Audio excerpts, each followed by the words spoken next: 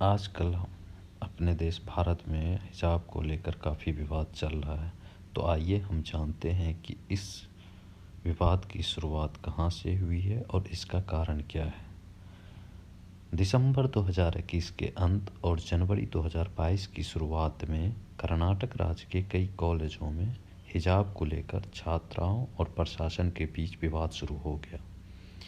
लेकिन फरवरी 2022 को विवाद तब और तेज हो गया जब एक कॉलेज में हिजाब पहनी छात्राओं को कक्षाओं में प्रवेश की अनुमति नहीं मिली। बाद में 5 फरवरी 2022 को कर्नाटक सरकार द्वारा कॉलेजों में हिजाब पहनने पर प्रतिबंध लगाने का आदेश जारी किया गया। 8 फरवरी 2022 को कर्नाटक में मुसलमान छात्राओं द्वारा हिजाब पहनने के विवाद और तेज हो गया, जिसके बाद राज्य सरकार ने अगले 3 दिनों के लिए हाई स्कूल और कॉलेज बंद करने की घोषणा की। इसके बाद यह मामला न्यायालय में पहुंचा। Udupi government PU college for women's की कई छात्राओं ने कर्नाटका हाई कोर्ट में याचिका दायर कर कहा कि हिजाब उनका संवैधानिक अधिकार है। 10 फरवरी को हाई कोर्ट ने अपने एक आदेश में कहा कि जब तक इस विषय में निर्णय नहीं आ जाता, तब तक छात्र छात्राएं किसी भी प्रकार के मजहबी परिधान धारण करके विद्यालय महाविद्यालय में ना जाएं। आइए अब हम जानते हैं कि हिजाब, बुर्का और नकाब क्या होता है, जिसको लेकर आजकल इसकी चर्चा हो रही है। तो सबसे पहले हम बात करते हैं बुर्का की। बुर्का में महिला पूरी तरह से ढकी होती है। इसमें सिर से लेकर पांव तक पूरा शरीर ढका रहता है।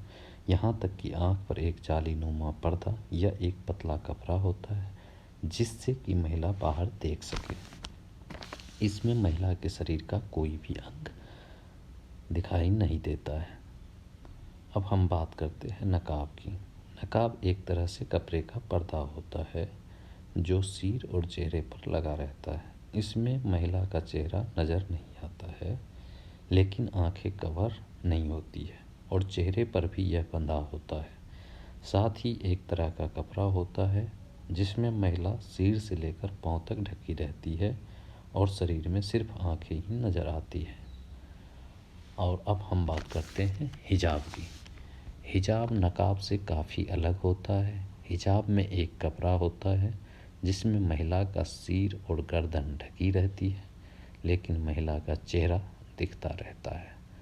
यह हर परंपरा और रिवाज या मान्यता के आधार पर तय होता है कि महिला क्या पहनती है। आइए हम विश्व के उस देशों की बात करते हैं जहां पर हिजाब, बुर्का या नकाब पहनने की पूर्ण पाबंदी है।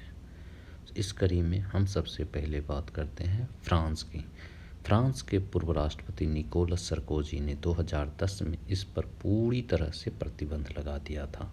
उन्होंने कहा था, इससे महिलाओं को बराबरी का अधिकार मिलेगा। अगर कोई इस कानून का उल्लंघन करता है तो उसके खिलाफ कार्रवाई की जाएगी। इसके बाद हम बात करते हैं चाइना की। चाइना ने पब्लिक बस में स्कार्फ पहनने की अनुमति नहीं है। अब हम बात करते हैं डेनमार्क की। साल 2018 में डेनमार्क की संसद में कानून बनाकर सभी तरह के चेहरा ढकने पर पाबंदी लगा दी। यदि कोई ऐसा करता है तो पुलिस उसे हटाने को कह सकती है।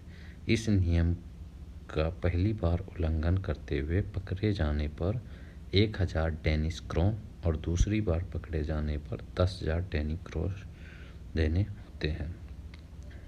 अब हम बात करते हैं जर्मनी की। साल 2011 में सरकारी कर्मचारी, जज और सैनिकों को पूरा चेहरा ढकने पर प्रतिबंध लगा दिया। अब हम बात करते हैं नीदरलैंड की। नीदरलैंड ने साल 2016 में कुछ जगहों पर इसमें प्रतिबंध कर दिया। नियम के मुताबिक स्कूल के साथ साथ उन जगहों पर जहां पहचान के लिए चेहरे देखना जरूरी हो या जैसे एयरपोर्ट पर वहां नियम लागू होते हैं। अब हम बात करते हैं कैमरून की। कैमरून साल 2015 में बुर्का पर तब प्रतिबंध लगा दिया जब वहां पर 2 महिलाओं ने इस परिधान का इस्तेमाल कर आत्मघाती हमला कर दिया था। इस हमला में 13 लोगों की मौत हो गई थी। अब हम बात करते हैं इटली की। इटली के लोम्बार्डी में किसी भी महिला को बुर्का पहनने पर रोक है, खास तौर पर अस्पताल और सार्वजनिक जगहों पर। इस कड़ी में अगला नाम आता है श्रीलंका का। श्रीलंका ने 2021 में बुर्का पर पूर्ण पाबंदी लगा दिया है।